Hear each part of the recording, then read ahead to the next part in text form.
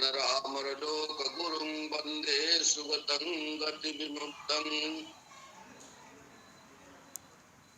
करुणा के सागर तथागत भगवान बुद्ध और पूजनीय भिक्षु संघ, हमारी सोसाइटी के सभी पदाधिकारीगण, अन्य जो सोसाइटी के सदस्य नहीं है वो लोग भी जुड़े हुए हैं, उन सभी के प्रति बहुत बहुत मंगल कामना। हम सबसे पहले जो धम्म के काम में लगे हुए हैं उनके प्रति मैत्री भावना करता हूँ, उनके प्रति मंगल कामना करता हूँ और उनके माता पिता को भी प्रणाम करता हूँ जिन्होंने ऐसे सुपुत्र को जन्म दिया जो बुद्ध शासन में रत होकर के बुद्ध शासन को आगे ले जाने में अपना योगदान दे रहे हैं।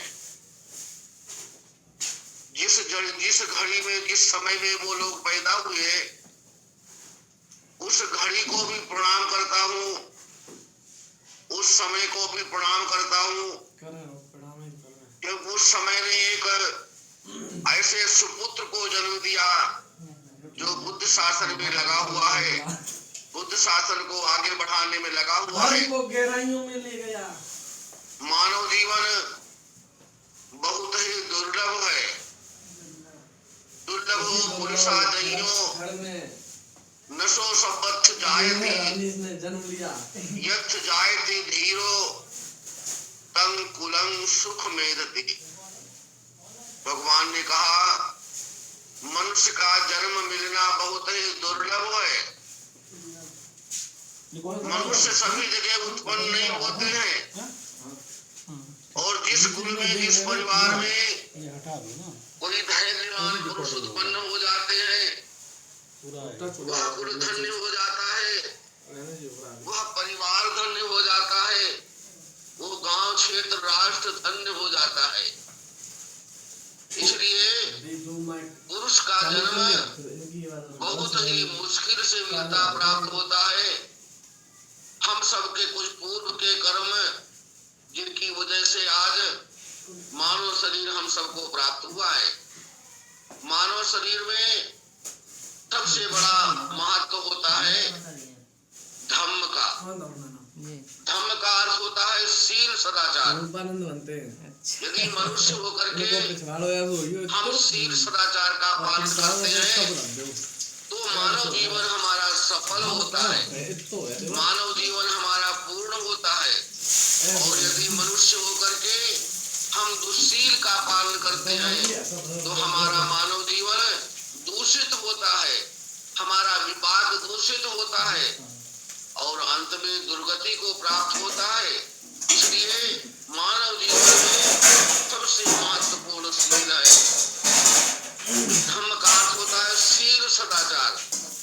तो शीलवान सबसे बड़ा सब रत्नों की खान, तीन लोग की संपदा रही के बयान। शीलवान मनुष्य पूजनीय होता है, शीलवान मनुष्य वंदनीय होता है।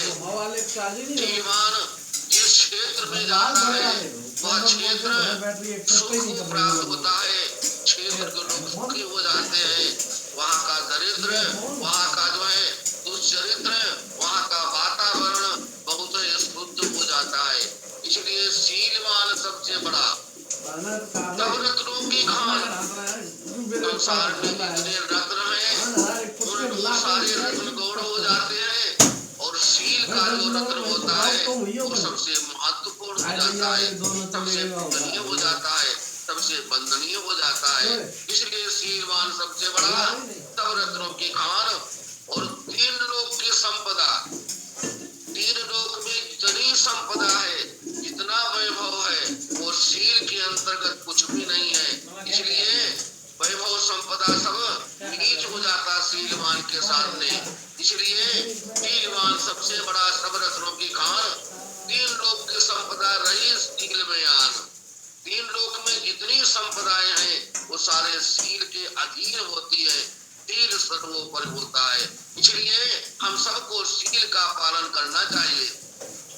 मनुष्य का कुछ अपने जीवन में, मनुष्य के जीवन में कोई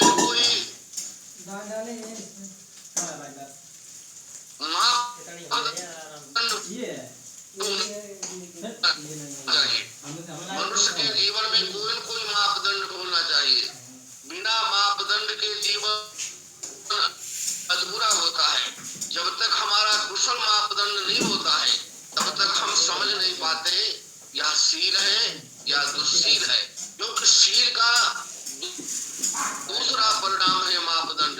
मापदंड सील दोनों एक ही है, क्योंकि हम समझ नहीं पाते दुष्चरित्र हम कर रहे हैं या हम सच्चरित्र कर रहे हैं। बिना सील के नहीं होता है, इसलिए सील का पालन करना चाहिए। मनुष्य दुष्चरित्र करता है, मनुष्य अकुशल कर्म करता है, लेकिन उसकी रास्ता हम किधर जा रहे हैं, किधर हमको जाना चाहिए, बिना सील के वह समझ नहीं पाता है। भगवान ने सील के कुछ परिणाम बताए हैं, बड़े बड़े सुंदर परिणाम बताए हैं भगवान ने। जो व्यक्ति सीलवान होता है, जो व्यक्ति सील पालन करता है, उसको 5 महालाभ प्राप्त होते हैं। कौन से 5 महालाभ प्राप्त होते हैं? पहला महालाभ उसको यह प्राप्त होता है कि उसको जीवन जीने की सामग्री प्राप्त होती है। उसके जीवन में भोग सामग्री की कोई कमी नहीं होगी जो व्यक्ति सील पालन करता होगा। दूसरा महालाभ उसको यह प्राप्त होता है कि उसकी कीर्ति चारों तरफ फैलती है, उसका यश चारों तरफ फैलता है।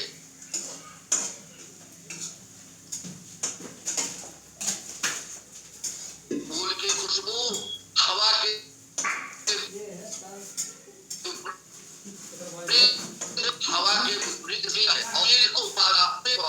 सभी दिशाओं में फैल जाती है और सभी मनुष्यों को प्राप्त हो जाती है सील की खुशबू।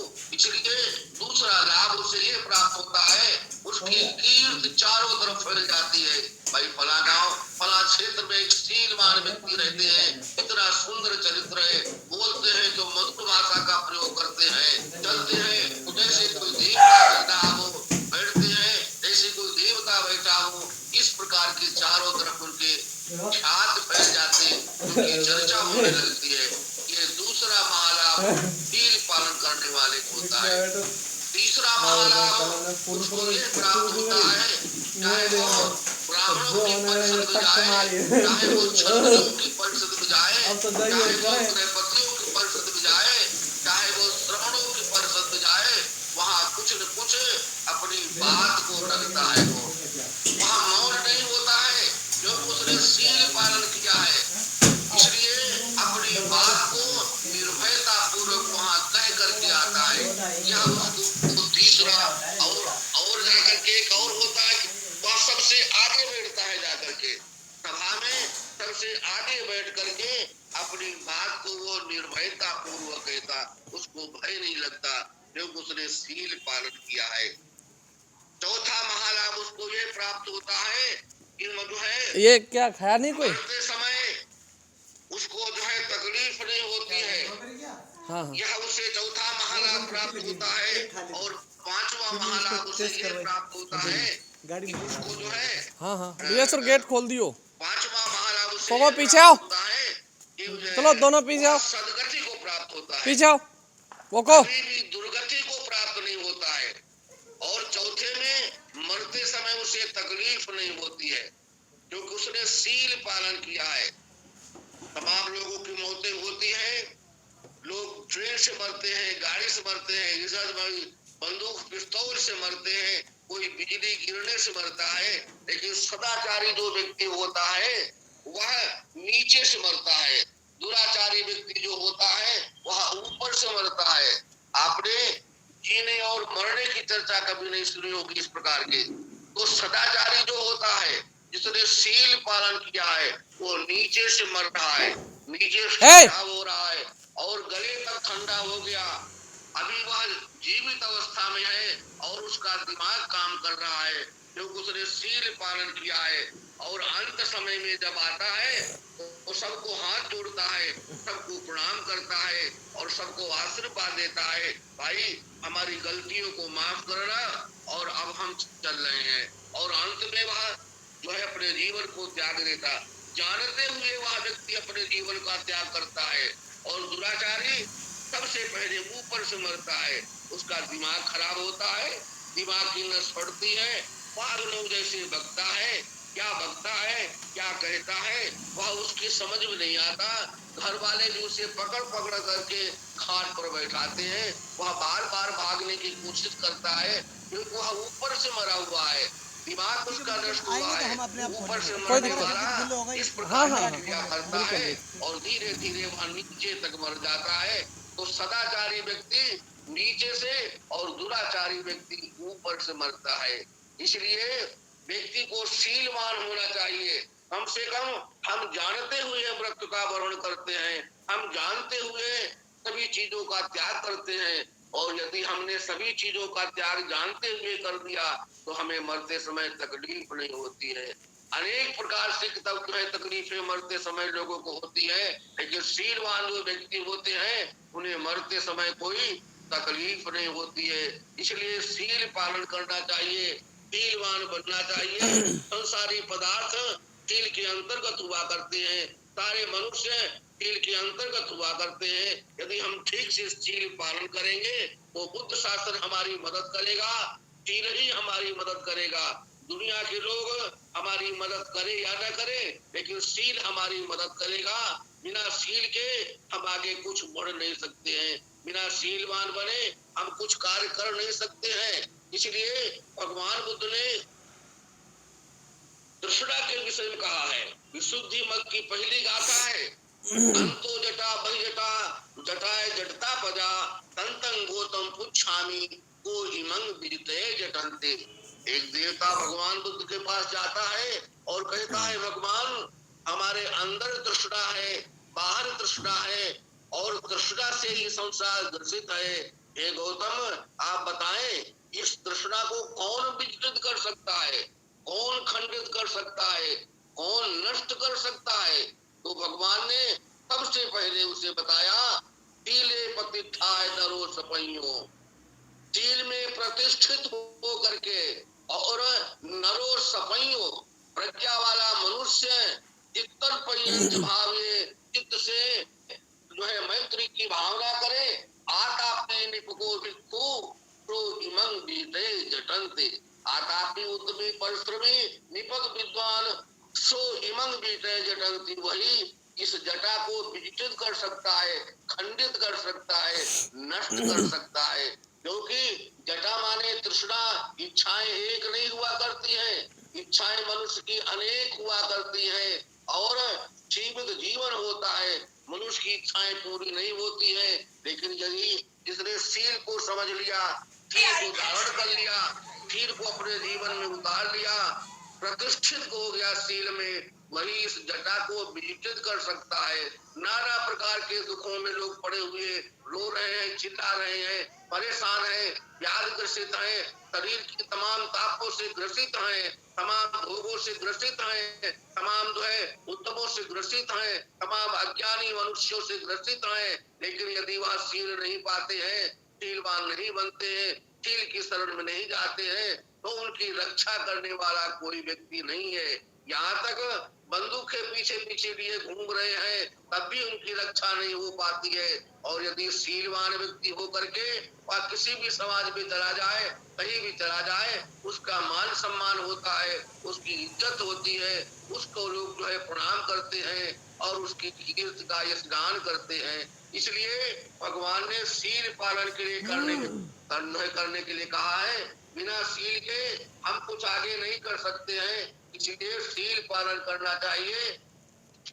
एक गाथा में बताया शील बिना नहीं धर्म है, शील बिना नहीं संत और शील के बिना सुख नहीं उत्पन्न होता है, न दुखों का अंत। और शील के बिना धर्म भी नहीं होता है, क्योंकि धर्म ही तो शील है। हम धर्म की चर्चा करते हैं तो शील की चर्चा है। धर्मवान सबसे बड़ा ऐसा नहीं कहा गया, शीलवान सबसे बड़ा। तो धर्म के बिना, शील के बिना धर्म नहीं होता है, और बिना धर्म के संत नहीं होता है, बिना शील के सुख उत्पन्न नहीं होता है, और नहीं दुखों का अंत होता है। इसलिए दुख से छुटकारा पाना है तो शील धारण करना चाहिए। बिना शील के हम संसार के दुखों से उत्पन्न नहीं होते, दुखी माने प्रसन्न नहीं हो सकते हैं। शील होगा तो हम दुखों का अंत कर लेंगे, शील होगा तो हमारा सब कुछ कल्याण हो जाएगा। और यहाँ तक शील निर्वाण तक पहुंचाता है मनुष्य को। शील निर्वाण तक, अंतिम अवस्था तक शील ही हमको पहुंचाता है। इसलिए व्यक्ति के जीवन में शील का बड़ा महत्व है, उसे शीलवान होना चाहिए। शीलवान यदि नहीं है तो मानव जीवन निरर्थ उसका गया, व्यर्थ उसका गया, और उसका सार्थक जीवन कुछ भी नहीं होता जब तक उसके जीवन में शील नहीं होता है। इन्हीं शब्दों के साथ आप सबका बहुत बहुत मंगल कामना। सुखी हूँ, धन्यवाद। साधु साधु साधु साधु। चलो साधु बनते। हाँ, मंगल हो, मंगल हो, मंगल हो, मंगल हो। साधु साधु बनते। हाँ भाई, मंगल हो, मंगल हो, सबका मंगल हो।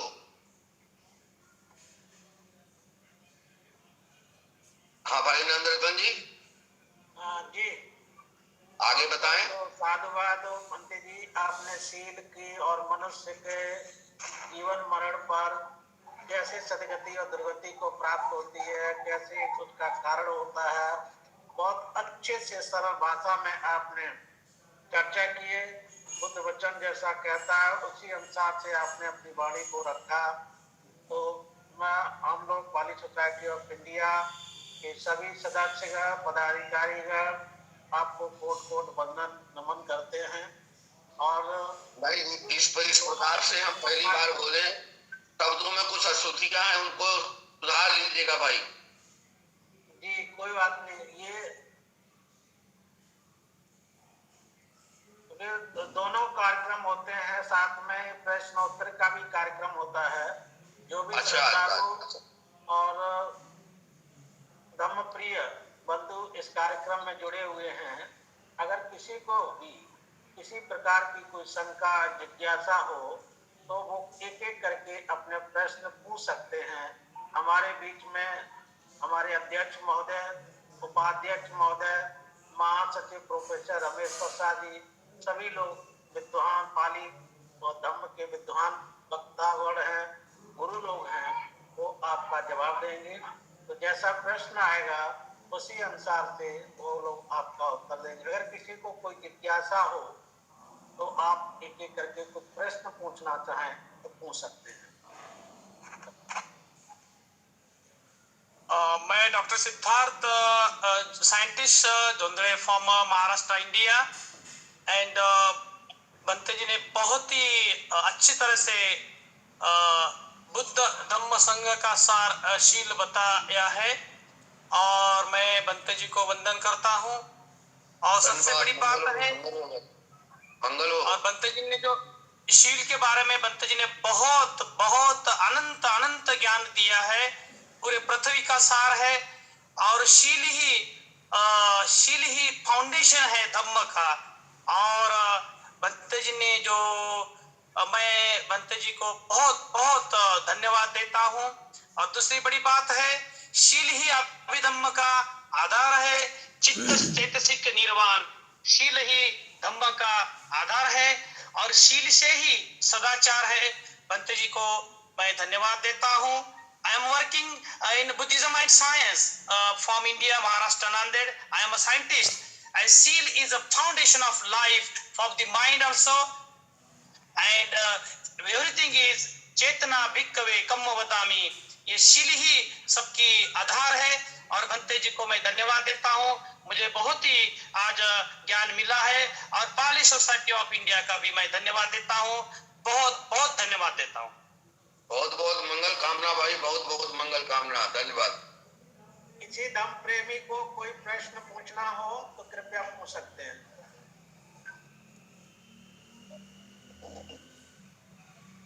बनते जी ने जो है शील के बारे में जो बहुत ही सारगर्भित जो एक उद्बोधन दिया है, बनते जी को उसके लिए बहुत बहुत नमन। और बुद्धिस्ट सोसाइटी ऑफ जो इंडिया जो पाली है उसका भी मैं आभारी हूँ कि हमें जो है इसका मौका दिया, हमें अवसर दिया, तो उसे आपको बहुत बहुत धन्यवाद, साधुवाद। जय भीम नमोदय। हाँ, बहुत बहुत मंगल कामना भाई। आप सभी धम्म प्रेमियों को एक सूचना देना चाहूंगा कि पाली सोसाइटी ऑफ इंडिया का अधिवेशन पाली दिवस इस बार कुशीनगर में 1 अप्रैल को आयोजित होना है।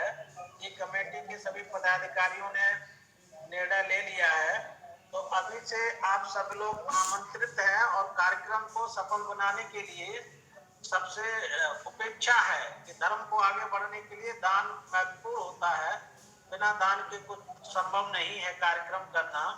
तो सभी से निवेदन करेंगे कि आप लोग अपना उचित यथा सहयोग भी दान भी करें, जैसे भी हो सकता है, जो भी इच्छा हो, तो आप लोग इस कार्यक्रम को सफल बनाने के लिए अपना सहयोग भी कर सकते हैं। तो याद करिए कि नेक्स्ट टाइम में अगली बार जब भी धम्म चर्चा का कार्यक्रम हो तो जो मैटर हम लोग यहाँ से प्रसारित करते हैं उसको आप लोग और शेयर करेंगे तो और लोग भी जुड़े। साधु साधु बनते और जो धम्म से अछूते हैं तो उनसे भी किया जाए कि आधे घंटे कम से कम 15 दिन में केवल आधा घंटा ही चाहिए, तो कम से कम करके धम्म का लाभ लें। तो आप सभी लोग भी अपने अपने आईडी से उसको शेयर करिए, व्हाट्सएप ग्रुप में डालिए और सबसे निवेदन करें कि ज्यादा से ज्यादा संख्या में जुड़े। और किसी शंका हो मन में तो प्रश्न पूछ सकते हैं। बनते जी बनते जो डोनेशन किस खाते में जमा करना है? पाली सोसाइटी ऑफ इंडिया के खाते में। अच्छा। जब आपको जमा करना होगा तो एक बार आप कन्वर्सेशन कर लेंगे। जी चलेगा बनते जी, चलेगा। मैं डॉक्टर सिद्धार्थ बनते जी, वंदनामी। हाँ, सुखी हो भाई, सुखी हो सिद्धार्थ जी, सुखी हो, मंगल हो। बहुत अच्छा लगा, बहुत ही मन को सुख लगा और जीवन का सार शील में ही है। मैं बहुत धन्यवाद देता हूं आपको और पाली सोसाइटी ऑफ इंडिया को भी धन्यवाद देता हूं कि ये बहुत ही अपने यहाँ पर रिवोल्यूशनरी काम चल रहा है और दुनिया को, इसको, मानव जात को, सबको लाभ मिल रहा है। मैं इसको धन्यवाद देता हूँ। बहुत अच्छा है, आप तो जुड़े हैं और लोगों को भी जोड़ने की कोशिश करें भाई। चलेगा बनते जी, मेरे साथ बहुत डॉक्टर लोग हैं, साइंटिस्ट लोग हैं, चलेगा बनते जी, चलेगा। हाँ, तो और लोगों को जोड़ने की कोशिश करिए और चलेगा बनते जी, मैं इंडिया के खाते में चलेगा, कुछ दान भी करवाइएगा। हाँ, मैं भी परामर्श करूंगा बनते जी। बहुत सारे डॉक्टर, इंजीनियर जो भी हमारे दोस्त हैं, मैं उनको परामर्श करता हूँ। वाघमारे साहब जी है बॉम्बे में, नांदेड़ महाराष्ट्र में, हम अवेयरनेस करेंगे और काफी लोग को डोनेशन के लिए, क्योंकि हमारा फर्ज है। भगवान बुद्ध बोलते हैं दानंग ठानंग मनुष्यानंग दानंग दुर्गति निवारणंग दानंग सग्गस सोपानंग। हम तैयार है बनते जी और मैं भी भेजने के लिए दान तैयार हूँ बनते जी, मुझे अच्छा लगता है। ठीक है, अंत में तस्मा दानंग विश्वोद है, इसलिए प्रसन्न चित्त होकर के दान दीजिए। कोई बात नहीं बनते जी, कोई बात नहीं, बहुत अच्छा लगा, बहुत अच्छा लगा। धन्यवाद, मंगल हो आपका, मंगल हो भाई। वक्ता के रूप में स्वतंत्र कुशवाहा जी जुड़े हुए हैं, आपको कुछ प्रश्न पूछना चाह रहे हैं? अरे गुरु जी, हमारी एक जिज्ञासा है बनते जी। हाँ, बोलिए। अरे जैसे पाली सोसाइटी ऑफ इंडिया के अध्यक्ष जी ने कहा है कि मनुष्य का जीवन दुर्लभ है, तो मनुष्य के अंदर क्या महिलाएं नहीं आती हैं? तो ये कौन कहा कि महिलाएं नहीं आती हैं? मनुष्य शब्द स्त्री और पुरुष दोनों मिला के बना हुआ है। जी। क्या महिलाओं को मनुष्य नहीं कहा जाता है क्या? कुछ जिज्ञासा थी, अब उसी में सब छिपा है, तो ठीक है। महिलाओं को भी मनुष्य कहा जाता है, वो भी मनुष्य खाने में उत्पन्न हुई है। महिलाओं को अलग से कोई शब्द नहीं है। आपसे निवेदन निवेदन करेंगे कि आप भी इसका आंसर दें। प्रोफेसर रमेश प्रसाद सर से निवेदन करेंगे कि आप थोड़ा विस्तार से बताएं जिज्ञासा शांत करने के लिए। नमो तस् भगवतो अरहतो सम्मा संबुद्धस्स। मैं इससे अंतर्जाल में जुड़े हुए सभी लोगों का हृदय से वंदन अभिनंदन करता हूँ, प्रणाम करता हूँ। अभी सील की बात हुई, चर्चा हुई, और अभी ने पहले मैं रामवीर जी के जवाब देता हूँ। मनुष्य के लिए मनुष्य का भी प्रयोग करते हैं, व्यक्ति का भी प्रयोग करते हैं, मानव का भी प्रयोग करते हैं। इन तीनों का अर्थ हो गया ह्यूमन बीइंग्स, यानी जो भी है, जिसके पास विवेक है तो वह मनुष्य है। उसमें महिला भी सम्मिलित है, पुरुष भी सम्मिलित है, आजकल जो है ट्रांसजेंडर भी आ गया है, वह भी सम्मिलित है। और अगर उसको फिर दो भाग में बांटे, तीन भाग में बांट दे, पुरुष है, महिला है, ट्रांसजेंडर, ये तीनों उसमें मानव भी कहता है। तीनों का सम्मिलित योग जो है मानव है, तीनों का सम्मिलित योग जो है आप मनुष्य कहें, तीनों को व्यक्ति कहें, अलग अलग नहीं कर सकते हैं। जैसे कवि भंते जी ने बताया, तीनों उसी में समाहित है। महिला को करने के लिए महिला कहना पड़ेगा, स्त्री कहना पड़ेगा। अगर मनुष्य है तो इसका मतलब महिला भी उसमें है, पुरुष भी उसमें है, दोनों उसमें समाहित है। और भंते जी ने शील के बारे में बहुत बढ़िया कहा, और सिद्धार्थ जी ने भी कहा कि यही आधार है शील। प्रतिष्ठान लखनंग शीलं सब पेशंग कुशलानंग धम्मानंग। जब नागसेन से राजा मिलिंद जब पूछता है कि शील का लक्षण क्या है, तो नागसेन को वही कहते हैं, प्रतिष्ठान लखनंग शीलं सब पेशंग कुशलानंग धम्मानंग। जितने भी कुशल धर्म हैं, उन सारे कुशल धर्मों का आधार शील है, वर्च्यू है, मोरालिटी है। इसलिए शील जो है आधार है। आर्य अष्टांगिक मार्ग में जो देखेंगे, शील तो पहले प्रज्ञा है, तो उसके बाद तीसरा, चौथा और पांचवा जो सोपान है उसका, जो सीढ़ी है, वह शील है। उसमें सम्मा वाचा है, सम्मा कमंतो है, सम्मा आजीवो है। भंते जी जो है समय लगा, समय कम है, तो भंते जी ने समाहित कर दिया संक्षेप में। तो जैसे सम्मा वाचा में क्या करते हैं, सम्यक वचन मिथ्या वचन से अलग रहना। तो मिथ्या वचन क्या है, हम झूठ बोलते हैं, हम कठोर वचन बोलते हैं, हम निंदा करते हैं, हम व्यर्थ की बातें करते हैं। तो इनसे दूर रहना जो है वही शील है। उसी तरह सम्मा कमंतो में तीन चीज है कि मिथ्या कर्मांश से अलग रहना, जैसे हिंसा हम नहीं करेंगे,